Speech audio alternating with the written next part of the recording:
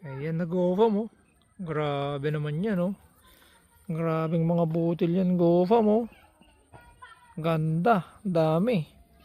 Huy! What's up, GoFam? Okay, so update ko lang kayo, GoFam, dito sa lugar na to, sa area na to, GoFam. Siya nga pala, ito yung area, GoFam, na nagkaroon tayo ng BLB at saka yung mga hoppers, GoFam. Pero pinakita ko na rin kung paano natin kinontrol yon. So kung nasundan nyo ako, GoFam, sa land preparation, tapos weed management, yung nutrient management natin, GoFam, pati na rin yung mga insecticide natin.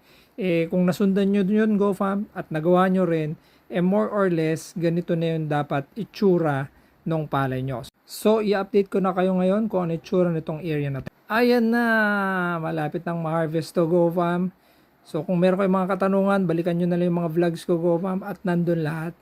At ayoko nang ulitin kasi tinatamad na ako eh. So, eto na nga, ayun o. Napakaganda, napakadami, GoFam.